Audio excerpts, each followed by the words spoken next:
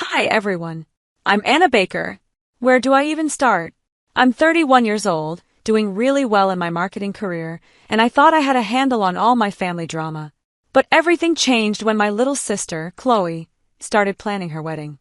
I was there to help her plan her perfect day, but it became clear that things were going to be more complicated than I expected.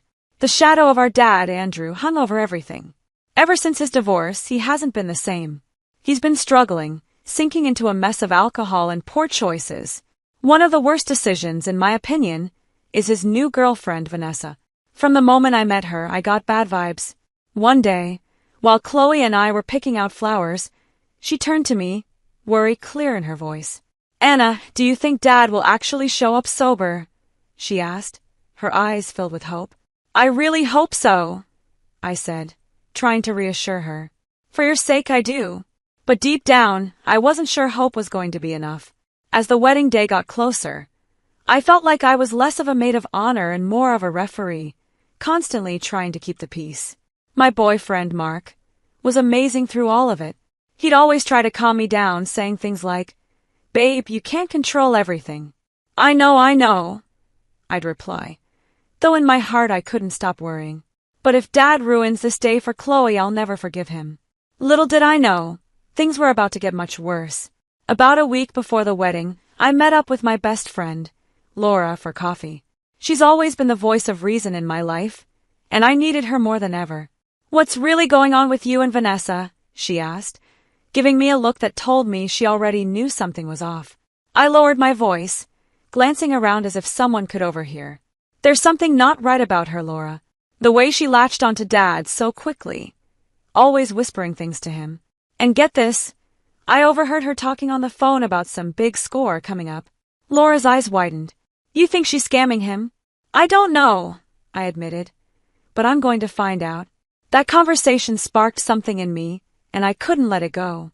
I spent late nights scrolling through social media, making quiet phone calls to some of Dad's old friends, trying to put the pieces together. The more I looked, the more I felt like I was uncovering a puzzle that I wasn't sure I wanted to solve. The day before the wedding, Chloe and I were at the venue making some last-minute checks when suddenly Dad and Vanessa showed up unannounced. "Daddy!" Chloe squealed, running over to hug him. I stayed back, watching closely. Vanessa's eyes were darting around the room, almost like she was checking everything out in a calculating way. Dad, on the other hand, slurred, "My little girl all grown up?" And my heart sank. He was already drunk. "Andrew, darling, let's go check out the bar," Vanessa said smoothly, giving me a smug glance as they walked away together. I felt a surge of anger rise up in me, but I tried to keep it together for Chloe's sake. Chloe turned to me, her eyes shimmering with unshed tears. "Anna," I didn't let her finish.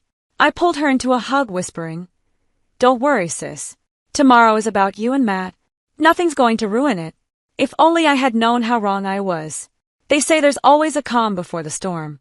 Well, our storm was brewing, and it was about to hit with the force of a Category 7 hurricane. As I stood there holding my baby sister Chloe close, I made a silent promise to myself. No matter what, I would protect her happiness. At the time, I had no idea that I'd be fighting for much more than just a perfect wedding day. The ceremony itself was beautiful. Chloe looked absolutely radiant, and for a brief moment, all the family drama seemed to disappear. Standing beside her, watching her exchange vows with Matt, I felt a flicker of hope. Maybe, just maybe, we could get through this day without any problems. I wanted so badly for Chloe to have one perfect day, but that fragile hope was shattered the moment we walked into the reception. I saw him almost immediately, Dad, standing by the bar already drunk, with Vanessa clinging to him like a lifeline. My heart sank. "You okay?" Mark whispered, sensing my unease. "I've got to hold it together for Chloe," I muttered, forcing a smile. But deep down, I knew it was only a matter of time before something went terribly wrong. As the night wore on, the tension in the room became unbearable. Dad's laughter grew louder, his movements more and more sloppy. Vanessa's eyes kept scanning the room, a strange gleam in them that made my skin crawl. Something wasn't right, and I could feel it. "Anna, Dad's making a scene," Chloe whispered, her voice filled with worry. "I'll handle it," I said, trying to sound confident. I walked over to where Dad was attempting a very unsteady Macarena, stumbling and laughing like nothing was wrong. "Dad, let's get some fresh air," I suggested, trying to stay calm. "Nonsense," he slurred. "I'm celebrating my baby girl's big day." He tried to twirl but nearly fell over. Vanessa appeared at his side, tightening her grip on his arm. "Leave him alone. He's having fun," she said sharply. "This isn't about fun.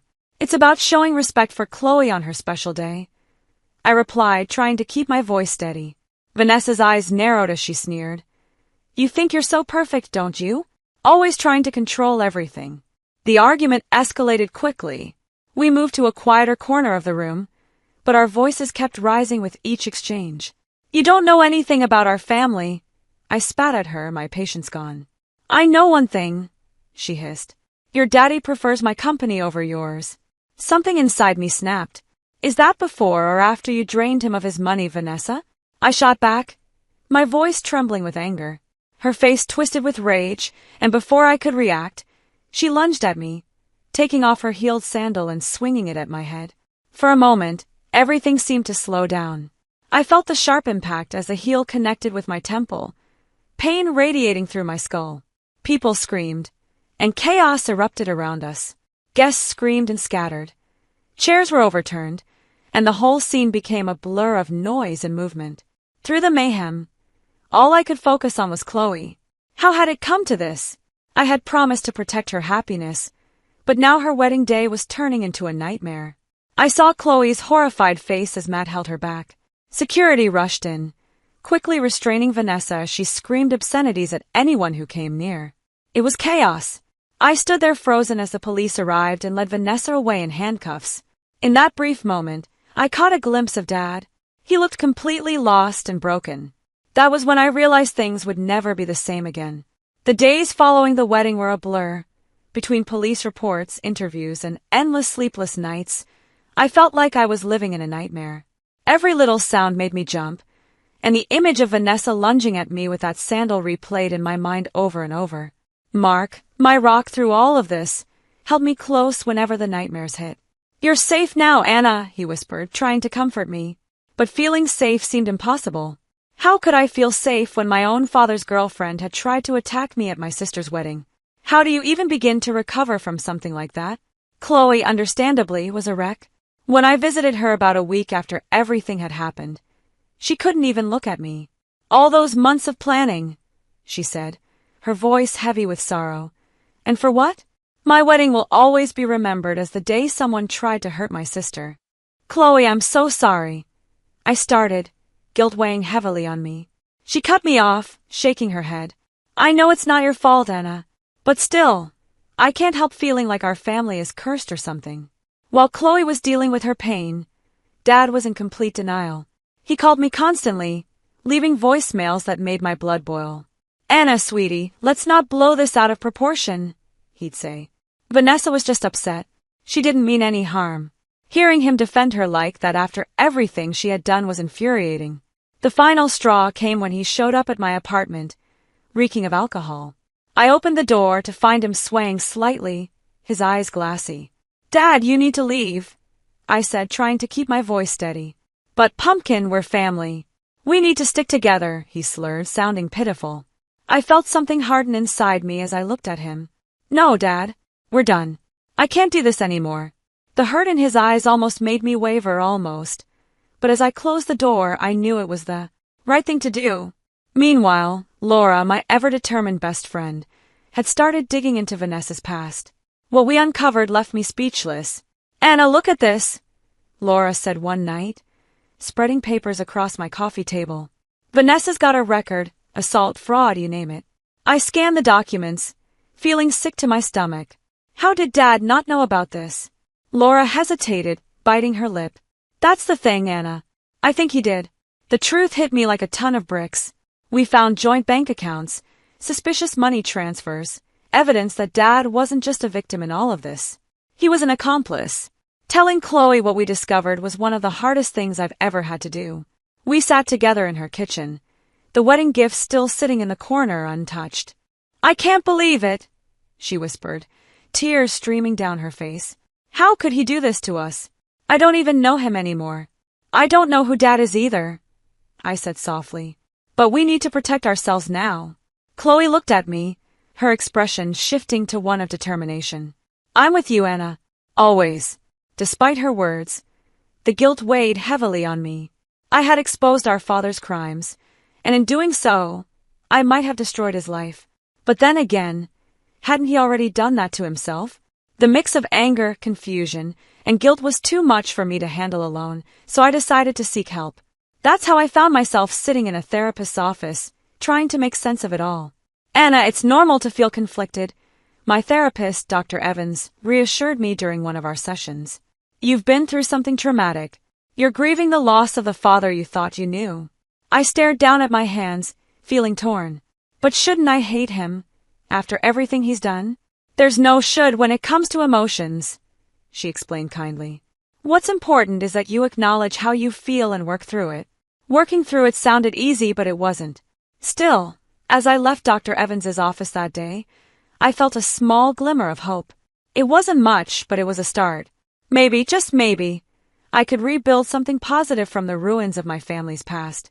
4 months after the wedding disaster, I found myself in a place I never thought I'd be happy. Despite everything that had happened, I had a strong support system. Chloe, Mark, Laura, and I had become an unbreakable team. Our bond was stronger than ever.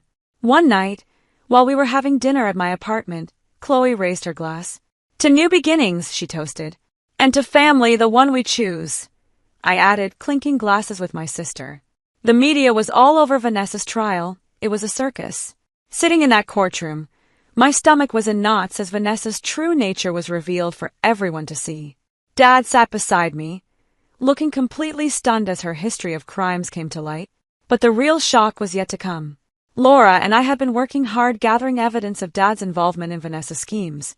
During the trial, our lawyer stood up and addressed the court. Your Honor, we have documentation proving Andrew Baker's involvement in Ms. Lang's fraudulent activities. As the legal battle continued, my personal life took an unexpected turn for the better. My career started to take off. One Sunday afternoon, my boss called me into his office. Anna, we're promoting you to Senior Marketing Director, he said with a smile. Your resilience and creativity this past year have been outstanding. I left his office in a daze, immediately calling Mark to share the news. Babe, that's incredible. I'm so proud of you, he exclaimed, excitement clear in his voice. Amidst all the chaos, Chloe and Matt made a beautiful decision. They decided to renew their vows. This time, it was a small, intimate ceremony in their backyard with only close friends and family. Second time's the charm, Matt joked, making Chloe giggle as they exchanged rings again. Watching them, I felt a sense of peace wash over me. We were finally healing, all of us. Then, the day of Vanessa's sentencing arrived. The courtroom was filled with tension as the judge prepared to deliver the verdict. As I sat there, I reflected on how far we had come since that fateful wedding day. We had been through so much pain and betrayal, but somehow, we had made it through. We were stronger, and we were moving forward. It wasn't easy, but we had found our way back to each other. The storm had passed, and we were finally finding calm again. I stood up to deliver my victim impact statement, my hands shaking but my voice steady. The scars from that night run deep, I began, but they've made me stronger. I looked directly at Vanessa, knowing this was my moment to reclaim my life. I'm here today not as a victim, but as a survivor. As Vanessa was led away in handcuffs, I felt a sense of closure. It was like a long and painful chapter of my life was finally coming to an end. The real celebration, however, came a month later. Chloe, Matt, Mark, Laura, and I were at my favorite restaurant, gathering to celebrate my promotion and everything we had overcome together. To Anna, Laura raised her glass, her smile wide. The strongest person I know. I couldn't let her finish without adding. To all of us. I looked around at the faces of the people who had stood by me through the hardest year of my life, for proving that family isn't just about blood but about loyalty and love. As we laughed and shared stories, I felt something shift inside me. I realized how much had changed. The past year had been like a nightmare, but in a strange way, it had also been a gift. It showed me who really mattered. It taught me how strong I could be, and it gave me the courage to cut out the negativity and toxic influences in my life. Sitting there, surrounded by real love and happiness, I knew that this was my happy ending. It wasn't perfect, and it came with its scars, but it was real, and that made it beautiful. For the first time in a long time, I felt hopeful about the future. I was grateful for the family I had found and the strength I had discovered within myself. So that's where my story ends, but I'm curious about your thoughts. If you were in my shoes, would you have given your father another chance after everything he did? Or would you have kept those boundaries in place like I did? It's a tough decision, and I know many of you have faced similar struggles with toxic family members. I'd love to hear your experiences. Please share in the comments how you've handled difficult family dynamics in your own lives. If my story resonated with you, please hit that like button and consider subscribing for more real-life stories and discussions about navigating complicated family relationships.